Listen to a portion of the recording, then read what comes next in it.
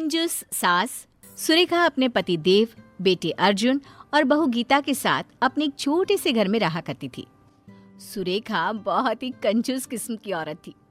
ऐसे ही एक दिन सुरेखा हाथों में सब्जी का थैला लेकर मार्केट जाने लगती है। तभी उसका पति देव सुरेखा से कहता है, अरे भाग्यवान, बाजार जा रही हो तो कुछ पतंगे ले आना, कल मकर संक्रांति है ना। तभी वहाँ सुरेखा की बहू गीता भी आ जाती है और वो अपनी सास से कहती है, और माँ जी साथ में दही, चूड़ा, गजक, रबड़ी, मूंगफली ये सब भी ले आना। पता नहीं कैसा पति, बहू और बेटा मिला है, हर समय पैसे को उड़ाने की सोचते रहते हैं।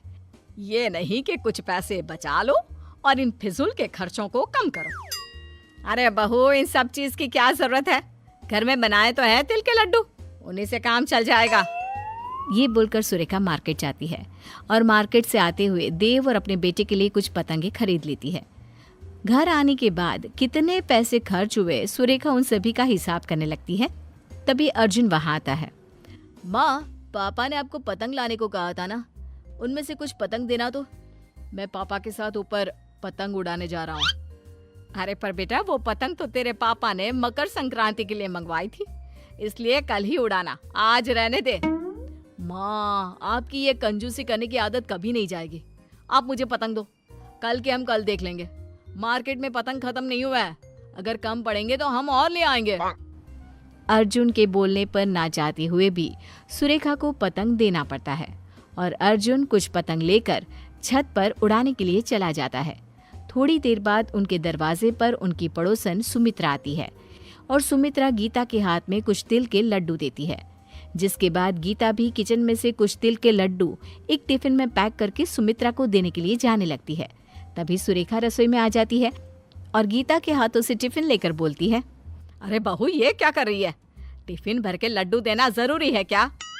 अब सुरेखा टिफिन के सारे लड्डू निकालकर उसमें बस एक लड्डू रखकर टिफिन गीता को वापस कर देती है।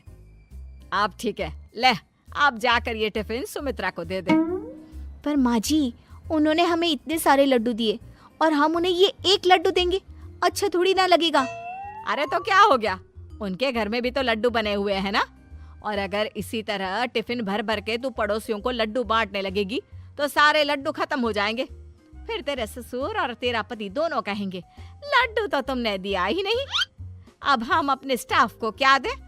इसलिए इतना ही काफी है, जा आप दे दे। एक काम कीजिए माँ जी, ये लड्डू आप खुद ही सुमित्रा आंटी को दे दीजिए, मैं नहीं जाने वाली। ये बोलकर गीता वहां से चली जाती है और सुरेखा खुद जाकर सुमित्रा को तिल के लड्डू का टिफिन देती है। सुमित्रा टिफिन देखकर हैरान हो जाती है और मन ही मन खुद से कहती है, इस कंजूस ने आज टिफिन में लड्डू दिया है, जरा टिफिन खोलकर देखूं तो। जैसे ही सुमित्रा टिफिन खोलकर देखती है, उसमें एक लड्डू देखकर सुरेखा से कहती है, अरे बहन, इतने सारे लड्डू देने की क्या जरूरत थी। अब एक काम करो, ये लड्डू भी तुम ही रख लो, ठीक है? मैं चलती हूँ, हैप्पी मकर संक्रांति। सुमित्रा सुरेखा के हाथों में लड्डू का टिफिन देकर वहां से चली जाती है। जिसके बाद सुरेखा अपने कमरे में जाकर पतंगों को गिनने लगती है।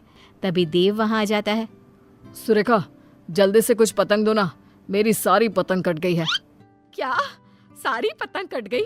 अरे तुम दोनों बाप बेटे पागल हो गए हो क्या?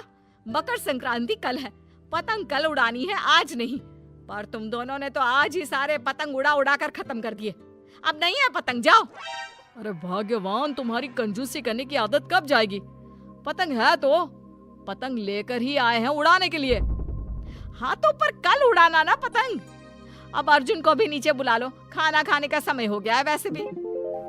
जिसके बाद सुरेखा के कहने पर देव अर्जुन के साथ नीचे आता है और सब खाना खाने बैठते हैं।